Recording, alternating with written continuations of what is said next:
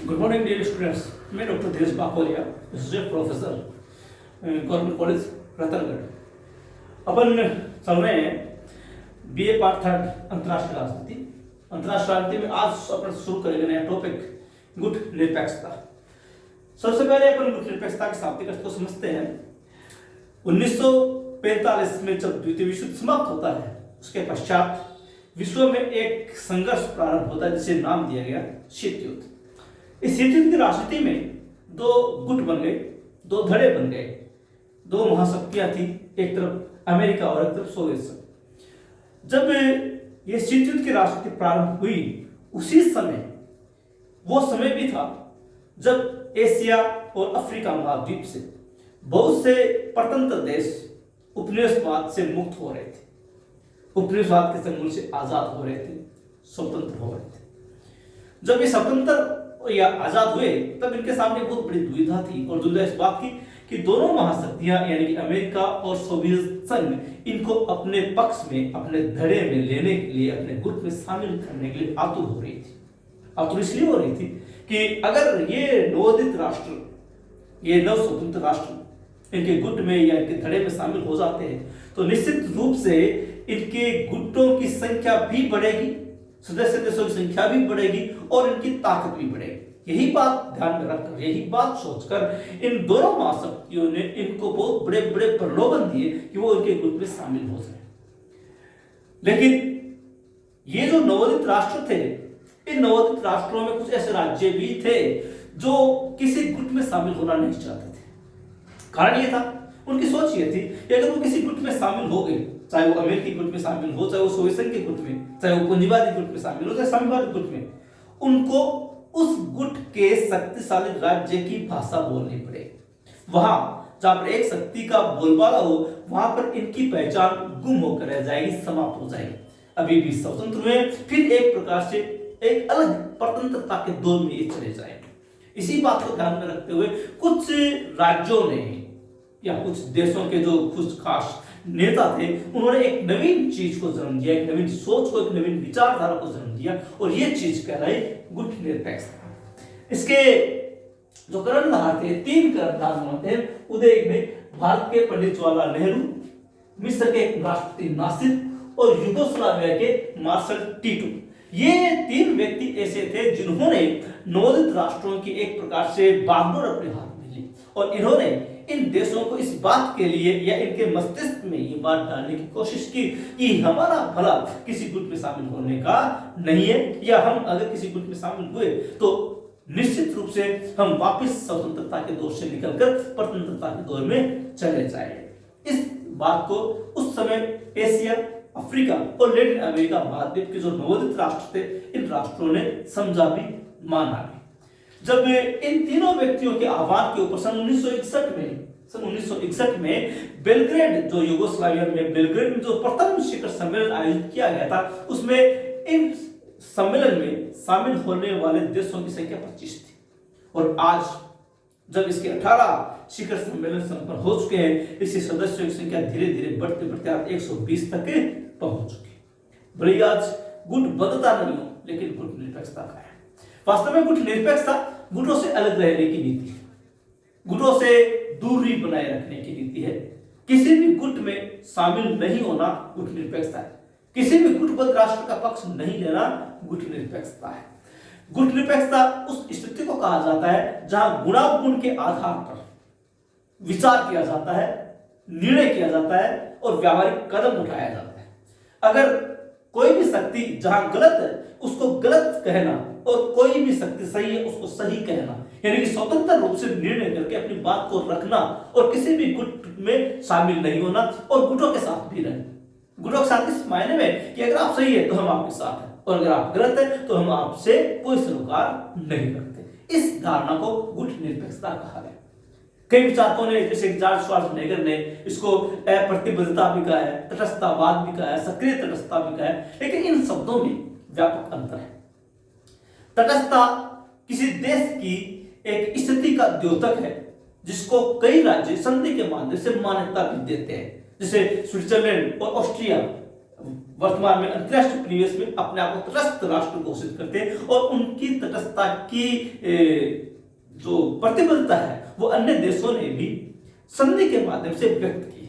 आज भी अगर कोई युद्ध हो जाता है, कोई महायुद्ध हो जाता है, तो ऑस्ट्रिया और स्विट्जरलैंड उनसे दूर रहते हैं और वो तटस्थ होने के कारण से अन्य राज्य भी उनके ऊपर आक्रमण नहीं करते। लेकिन गुट निरपेक्षता तटस्थता करते ही नहीं। तटस्थता मतलब है अंतर्राष्ट्रीय राजनीतिक परिप्रेक्ष्य में मौन धारण कर लेना, जबकि गुट निरपेक्षता मौन धारण करके नहीं रह जा सकता।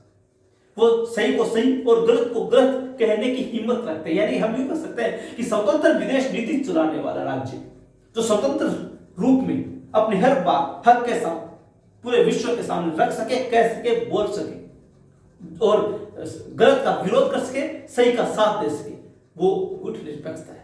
अगर यहाँ पर अमेरिका सही है तो अमेरिका की पक्ष लेना, या सोवियत संघ सही है तो सोवियत संघ का पक्ष लेना गुट निरपेक्षता है। गुट निरपेक्षता का शाब्दिक तात्पर्य कि दोनों गुटों से दूरी, यथोचित दूरी बनाए रखना और अपनी स्वतंत्र विदेश नीति चलाना। ये उस समय की देन है जब अंतर्राष्ट्रीय राजनीति में गुटबद्धता हुआ करती थी और उस समय ये विचार आया और आज विश्व के 2/3 देश इस विचारधारा को अपनाए हुए हैं, इस दृष्टिकोण को अपनाए हुए हैं। जहां संयुक्त राष्ट्र संघ की सदस्य संख्या 192 है, वहां गुट निरपेक्ष राज्यों की संख्या 120 है। ये वो राज्य हैं जो एशिया, अफ्रीका और लैटिन अमेरिका के बहुत लंबे समय से पिछड़े हुए राज्य रहे, जो बहुत लंबे समय तक उपनिवेशवाद के चंगुल में फंसे हुए राज्य रहे हैं। ऐसे राज्य जिनका अतीत इतना काला शाह की भांति था कि आज जब वो स्वतंत्र हुए, आजाद हुए, तब उन्होंने एक नवीन दृष्टिकोण को चुना ताकि अपनी बात हक के साथ रख सके। अगर वो किसी गुट में शामिल हो जाते तो उनको गुट की बात को अपनाना पड़ता, गुट की विचारधारा को अपनाना पड़ता, गुट के दृष्टिकोण को अपनाना पड़ता और उनकी खुद की अपनी कोई पहचान नहीं रहती। इसलिए अपनी पहचान कायम रखना, अपनी स्वतंत्रता कायम रखना, अपने स्वरूप को बनाए रखना, ये जो इच्छाएं थी, इन्हीं इच्छाओं को जब कार्य रूप में व्यवहारिक रूप प्रदान किया तो वो चीज कहलाई गुट निरपेक्षता। तो गुट निरपेक्षता का शाब्दिक अर्थ है कि 1945 के पश्चात जो गुटीय राजनीति, जिसे हम शीत युद्ध कहते हैं, प्रारंभ हुई, उस समय जो नवोदित राष्ट्र थे उन्होंने अपने आप को उन गुटबद्ध राष्ट्रों से अलग रखते हुए एक अलग दृष्टिकोण अपनाया, जहां पर वो स्वतंत्र विदेश नीति का संचालन कर सके, स्वतंत्र रूप से अपनी बात कह सके, सही को सही, गलत को गलत कह सके। इसी दृष्टिकोण को नाम दिया गया गुट निरपेक्षता। यानी हम गुटों से पूर्णतया निरपेक्ष, उनके साथ नहीं है, जहां पर वो सही है वहां साथ है, जहां पर गलत है वहां उसका विरोध करते हैं। इसी धारणा को गुट निरपेक्षता नाम दिया गया। और इसके उदय में 3 कर्णधार रहे। बात करें अपने जवाहरलाल नेहरू, मिस्र के राष्ट्रपति नासिर और यूगोस्लाविया के मार्शल टिटो। 1961 में प्रथम बेलग्रेड शिखर सम्मेलन में 25 सदस्य थे और आज इसके जब 18 शिखर सम्मेलन हो चुके हैं तो इसके सदस्यों की संख्या 120 हो गई है। शुरू बात करेंगे आधार, यानी गुट निरपेक्षता का आधार क्या है, कैसे माने कि कोई राज्य गुट निरपेक्ष है। जब ये दृष्टिकोण या ये विचारधारा पनपी गुट निरपेक्षता की, उस समय ये जो तीनों कर्णधार थे, जवाहरलाल नेहरू, नासिर और टिटो, इन्होंने कुछ आधार माने कि वही राज्य गुट निरपेक्ष हो सकता है या गुट निरपेक्ष आंदोलन में या गुट निरपेक्ष जो ये तृतीय विश्व का मंच है उसमें वही शामिल हो सकता है जो इन 5 आधारों के ऊपर चलता हो। कौन कौन से थे? पहला, सदस्य देश स्वतंत्र विदेश नीति पर चलता हो, यानी कि स्वतंत्र देश, सदस्य देश स्वतंत्र विदेश नीति अपनाने वालों, किसी गुट की या किसी गुटीय बद्ध राष्ट्र की कोई बात, कोई भाषा बोलने वाला नहीं, स्वतंत्र रूप से अपनी बात कर सके, किसी गुट में शामिल न हो, वो इसका सदस्य हो सकता है। दूसरा, सदस्य देश उपनिवेशवाद का विरोध करता हो, वही राज्य इसमें शामिल होगा जो उपनिवेशवाद का विरोधी हो, क्योंकि ये खुद जो गुट निरपेक्ष राष्ट्र थे लंबे समय से उपनिवेशवाद के चंगुल में फंसे हुए थे, उपनिवेशवाद से आजादी चाहते थे और इस कारण से ही इन्होंने इस नई शक्ति को चुना, यानी कि गुट निरपेक्ष। तो वही राज्य इसका सदस्य हो सकता है जो किसी भी उपनिवेशवाद का किसी भी रूप में विरोध करता हो। अगला, सदस्य देश किसी सैनिक गुट का सदस्य ना। इस बारे में मैं बता दूं आपको, 1945 से लेकर के 1955 तक ये जो 10 साल का पीरियड था, एक दौर चला जब तरह तरह के सैनिक गुट बनाए जाने लगे। 1947 में जैसे एंजस बना, 1949 में जैसे नाटो बना, फिर रियो, फिर सीटो, फिर सेंटो, वार्सा पैक्ट, ये ऐसे सैनिक गुट थे। वार्सा पैक्ट सोवियत संघ के नेतृत्व में और बाकी गुट अमेरिकी नेतृत्व में बने। और इन गुटों का उद्देश्य यही था, सैनिक गुटों का, कि अधिकाधिक देशों को इन सैनिक गुटों में शामिल करना, ताकि दूसरे गुट का विरोध किया जा सके, ताकि दूसरे गुट का जब भी कभी युद्ध हो उनका मुकाबला किया जा सके। उसमें सैनिक गुटों की राजनीति चला करती थी। तो इस सैनिक गुट की राजनीति से अलग रहना, उसमें शामिल न होना, ये शर्त रखी गई कि वही राज्य गुट निरपेक्षता का सदस्य हो सकता है जो किसी सैनिक गुट में बंधा हुआ नहीं, यानी जो अमेरिका और सोवियत संघ के नेतृत्व में जो सैनिक गुट बने उन गुटों का सदस्य नहीं होना चाहिए। अगला, सदस्य देश ने किसी बड़ी ताकत के साथ द्विपक्षीय समझौता न किया हो। किसी बड़ी ताकत का तात्पर्य सीधा सा यहाँ पर अमेरिका और सोवियत संघ से। वही राज्य इसका सदस्य बन सकता है जिसने अमेरिका या सोवियत संघ के साथ किसी भी प्रकार का द्विपक्षीय समझौता न किया हो। हालांकि भारत में भी आरोप लगा था कि 1971 में भारत ने सोवियत संघ के साथ एक द्विपक्षीय समझौता किया था। उसमें यह आरोप लगा कि भारत गुट निरपेक्ष नहीं रहा, लेकिन वो अलग दृष्टिकोण था, अलग विचार था, एक अलग धारणा थी, उसको हम नहीं लेंगे यहाँ पर। तो इसका एक आधार यह माना गया कि सदस्य वही होगा जो किसी द्विपक्षीय संधि समझौते के तहत महाशक्ति के साथ बंधा हुआ नहीं। और अगला है, सदस्य देश ने किसी बड़ी ताकत को अपने क्षेत्र में सैनिक अड्डा बनाने की इजाजत ना दी हो।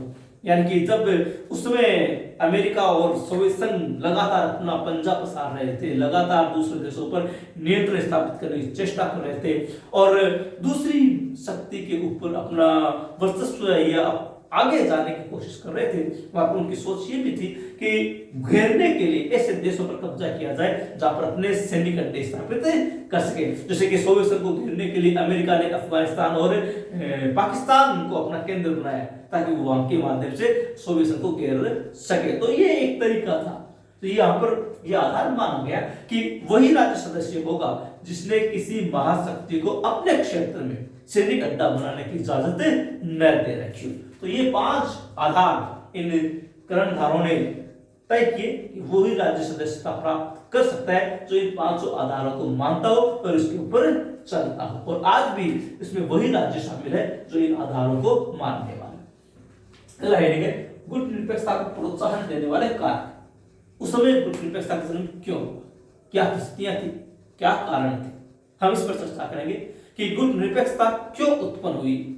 ये जो 3 कर्णधार है इनके मन में ये विचार कैसे आया कि इस समय गुट निरपेक्षता की आवश्यकता है। तो कुछ ऐसी परिस्थितियां मौजूद थी अंतरराष्ट्रीय राजनीति में उस समय, तब शीत युद्ध चल रहा था और उस समय नवोदित राष्ट्र भी आजाद हो रहे थे। तो कुछ ऐसे कारण थे जिन्होंने मजबूर किया इन नवोदित राष्ट्रों को कि वो किसी गुट में शामिल न हो, और ये गुट में शामिल न होना ही गुट निरपेक्षता कहलाया। तो इसका पहला सबसे बड़ा कारण था शीत युद्ध। अगर 1945 के पश्चात जब उपनिवेशवाद समाप्त हो रहा था उस समय शीत युद्ध की राजनीति नहीं होती तो यकीन मानिए गुट निरपेक्षता भी नहीं होती।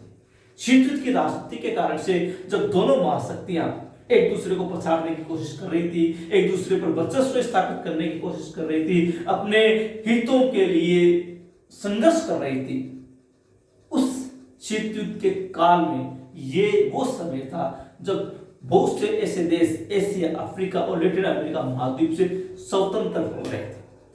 वो स्वतंत्र हो रहे थे इन यूरोपीय शक्तियों से, लेकिन उनको यह डर था कि अगर वो स्वतंत्रता के पश्चात किसी गुट में शामिल हो गए तो निश्चित रूप से उनको फिर से परतंत्र होना पड़ेगा, क्योंकि उनको उनकी भाषा अपनानी पड़ेगी, उनकी बातें, उनका दृष्टिकोण, उनकी विचारधारा सब कुछ अपनाना पड़ेगा और वही बोलना पड़ेगा जो महाशक्ति चाहती है। तो स्वतंत्र होने के बावजूद भी स्वतंत्र नहीं रहते। इसी बात को ध्यान में रखते हुए शीत युद्ध की राजनीति के कारण से किसी भी गुट में शामिल न होना ही गुट निरपेक्षता कह रहा है। तो सबसे बड़ा कारण गुट निरपेक्षता को जन्म देने का, गुट निरपेक्षता उत्पन्न होने का वो था शीत युद्ध। अगर शीत युद्ध नहीं होता तो शायद गुट निरपेक्षता नहीं होता। अगला है मनोवैज्ञानिक व्यवस्था।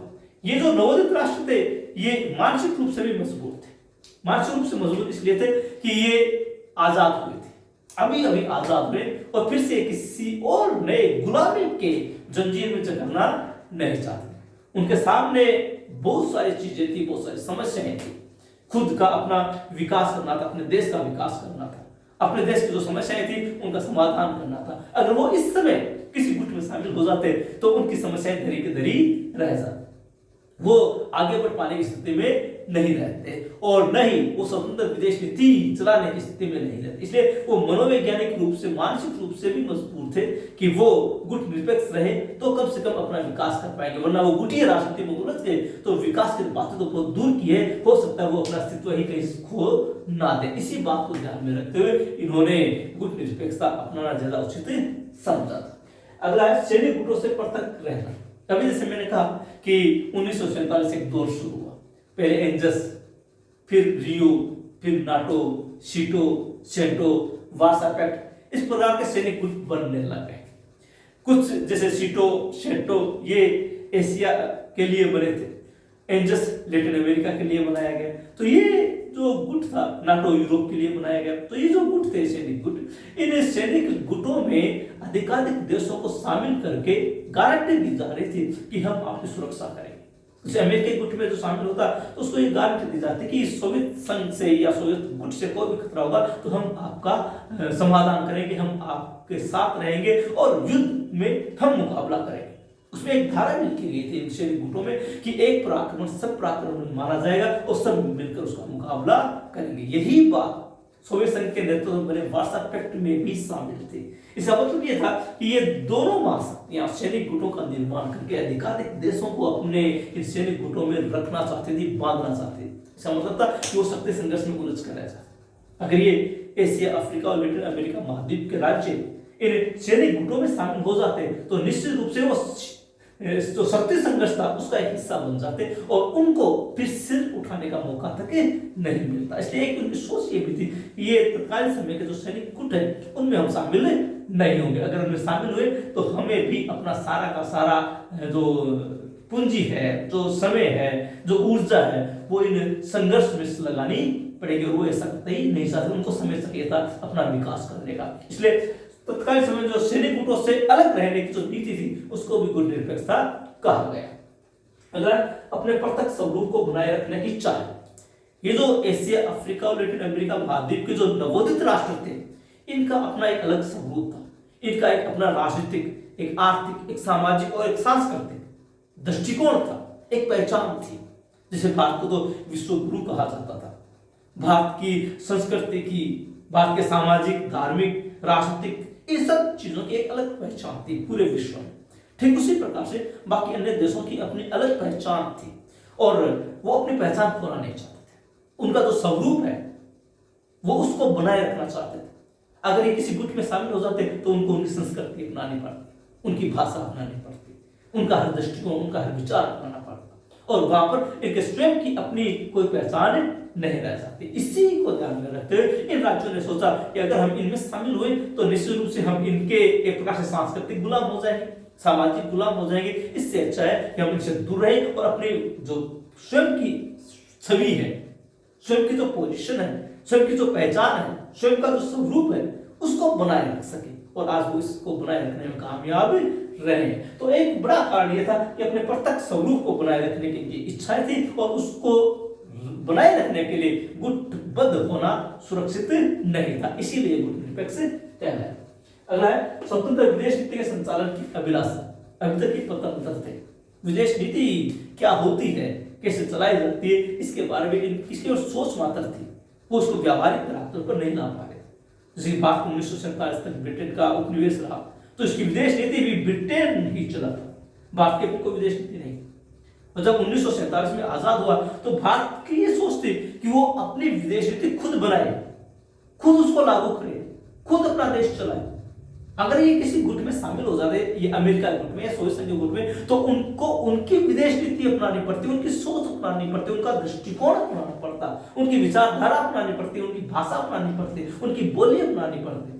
यानी हम एक प्रकार से स्वतंत्र होने के बावजूद भी स्वतंत्र नहीं रहते, हमारी अपनी स्वतंत्र विदेश नीति नहीं होती। हमें उनकी विदेश नीति के अनुसार, उनकी सोच के अनुसार अपनी सोच बनानी पड़ती है। इसी बात को ध्यान में रखते हुए इन राज्यों ने यह सोचा कि अगर हम वास्तव में स्वतंत्र रूप से चलना चाहते हैं, हमें गुटबद्ध नहीं होना, अगर गुटबद्ध हो गए तो हम अब स्वतंत्र नहीं रह पाएंगे, स्वतंत्र होने के बावजूद स्वतंत्र नहीं रहेंगे। इसीलिए ये राज्य गुट निरपेक्ष रहे, ताकि ये विश्व परिदृश्य में जैसे अपने अभी अभी स्वतंत्र हुए तो स्वतंत्र विदेश नीति अपने एक अलग पहचान के साथ कायम कर सके, चला सके। और भारत को तो शांतिपूर्ण अस्तित्व का एक प्रकार से जन्मदाता कहा जाता है, तो इस स्थिति में जरूरी था कि वो अपनी स्वतंत्र विदेश नीति चला पाते। और अगला सबसे महत्वपूर्ण कारण था आर्थिक। ये जितने भी राज्य थे, जो नवोदित राज्य थे, आर्थिक दृष्टि से एकदम जर्जर थे। हम जानते हैं भारत गुलामी से पहले, ब्रिटेन के आने से पहले सोने की चिड़िया कहलाता था, लेकिन 1947 में जब ब्रिटेन यहाँ से गया तो भारत एक कर्जदार राष्ट्र के रूप में उभरा। यानी कि आर्थिक दृष्टि से सभी राज्य जो एशिया, अफ्रीका, लैटिन अमेरिका के राज्य थे, बहुत ही पिछड़े हुए राज्य थे और अपने आप को संभलने के लिए समय चाहते थे। इनके पास न तो पूंजी थी, न तकनीकी ज्ञान था। और अगर किसी एक गुट में शामिल हो जाते तो एक सीमित दायरे में रह जाते, एक सीमित सहायता ही पाने के लिए रहते। वो गुट निरपेक्ष रहे ताकि सभी राज्यों से वो सहायता प्राप्त कर सके, क्योंकि उनको सहायता की आवश्यकता थी। पूंजी उनके पास नहीं थी, पूंजी चाहिए थी। तकनीकी ज्ञान उनके पास नहीं था, तकनीकी ज्ञान चाहिए था। और ये तकनीकी ज्ञान और पूंजी इनको मिल सकती थी विश्व के अन्य देशों से, विश्व की शक्तियों से। इसलिए गुट निरपेक्षता यहाँ उनको ज्यादा अच्छी लगी। इसलिए अच्छी लगी कि कोई भी गुट नहीं चाहता था कि ये राज्य किसी दूसरे गुट में शामिल हो जाए। अमेरिका नहीं चाहता था कि भारत जैसे देश सोवियत संघ में चले जाए, और सोवियत संघ में नहीं चाहता था कि ये देश अमेरिका में चले जाए। इसलिए दोनों गुटों से ये सहायता पाने की स्थिति में थे और उन्होंने इसी रीति को अपनाया ताकि गुट निरपेक्ष रहकर दोनों ही गुटों से वो सहायता भी प्राप्त कर सके और अपना आर्थिक विकास भी कर सके, अपना औद्योगिकरण को बढ़ावा दे सके। इसलिए इनको यहाँ पर भी गुट निरपेक्षता ज्यादा अच्छी लगी। तो ये कुछ ऐसे कारण थे जो तत्कालीन समय में गुट निरपेक्षता को जन्म देने के लिए परिस्थितियां थी, और इस कारण से गुट निरपेक्षता का जन्म हुआ था। अगला हेडिंग है गुट निरपेक्ष आंदोलन प्रमुख संस्थाएं। 1961 के बाद से लेकर के अब तक इसकी 3 संस्थाओं का विकास हुआ है, 3 संस्थाएं बनी है जिसके आधार पर गुट निरपेक्षता संचालित होती है। सबसे पहले समन्वय ब्यूरो। समन्वय ब्यूरो इसकी कार्यकारी भुजा है, यानी कि मुख्य रूप से सारा कार्य यही संस्था करती है। सारी चीजें इसी के पास है, सब कुछ काम करने का जिम्मा इस समन्वय ब्यूरो के पास। ये एक तैयारी समिति की मांगती है जो हर काम के लिए तैयार रहती है और हर काम की तैयारी करती है, चाहे वो विदेश मंत्रियों का सम्मेलन हो, चाहे वो शिखर सम्मेलन हो, सब कुछ जिम्मा इस समन्वय ब्यूरो के हाथ में है। ये शिखर सम्मेलन के मसौदे तैयार करते हैं। जो शिखर सम्मेलन 3 वर्ष में एक बार गुट निरपेक्ष आंदोलन का होता है, उसके लिए जो मसौदा यानी कार्यसूची बनाना, क्या क्या चीजें उसमें रखी जाएगी, क्या क्या मसौदे उसमें रखे जाएंगे, किन पर चर्चा की जाएगी, किन पर विचार विमर्श किया जाएगा, कौन कौन से मुद्दे होंगे, इन बातों को तैयार करना, उसको कार्यसूची बनाना, ये समन्वय ब्यूरो का कार्य है। जब 1961 के बाद इसमें जो गुट निरपेक्षता का जन्म हुआ था, उस समय इसमें 17 सदस्य हुआ करते थे, लेकिन 1983 का जो दिल्ली शिखर सम्मेलन था उनमें इसकी सदस्य संख्या बढ़ाकर 66 कर दी गई। ये जो 66 सदस्य है, इनमें 31 अफ्रीका से आते हैं, 23 एशिया से आते हैं, 10 लैटिन अमेरिका से और 2 यूरोप से। इस तरह से कुल मिलाकर 66 सदस्य आज सम्मेलन ब्यूरो में शामिल है। पहले इनका मनोनयन होता था तब ये 17 सदस्य थे, लेकिन आज चूंकि सदस्य संख्या इनकी 66 कर दी गई तो इनका मनोनयन नहीं होता बल्कि का चुनाव होता है, और चुनाव के पश्चात सिख समन्वय ब्यूरो बनता है जो इस प्रकार से कार्य करता है। दूसरा महत्वपूर्ण संस्था है इसकी मंत्री स्तरीय सम्मेलन। मंत्री स्तरीय सम्मेलन से मतलब है इनमें सम्बंधित देशों के विदेश मंत्री शामिल होते हैं। क्योंकि 120 सदस्य देश हैं तो 120 सदस्य राज्यों के विदेश मंत्री स्तरीय सम्मेलन में शामिल होते हैं।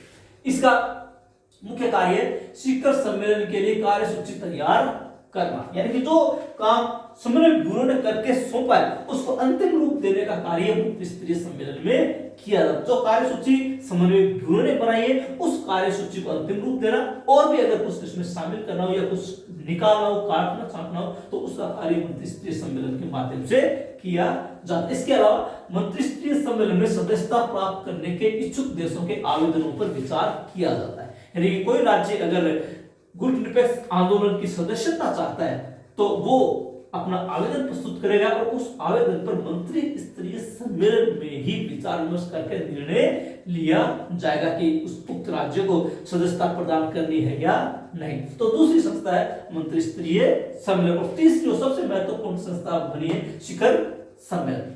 शिखर सम्मेलन प्रति 3 वर्ष पर होता है।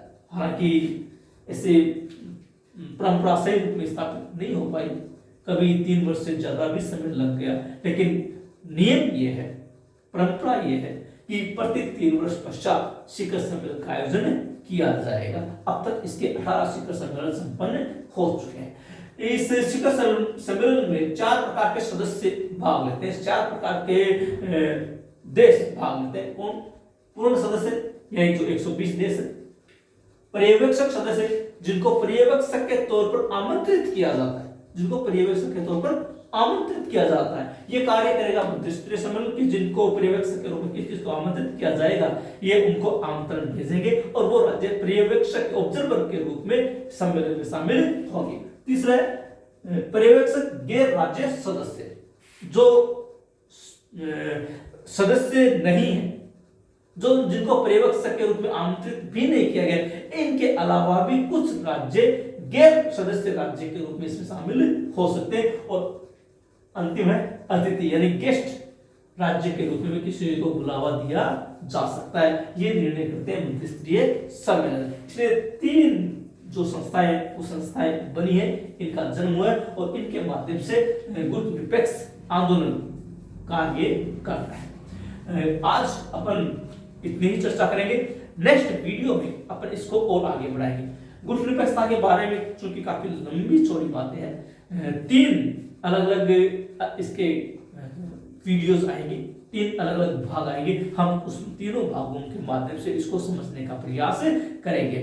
आज इतना ही करते हैं। अगर अब तक आपने चैनल को सब्सक्राइब नहीं किया तो कृपया इसको सब्सक्राइब कर ले। कोई चीज समझ में नहीं आती तो कमेंट बॉक्स में जाकर लिखें।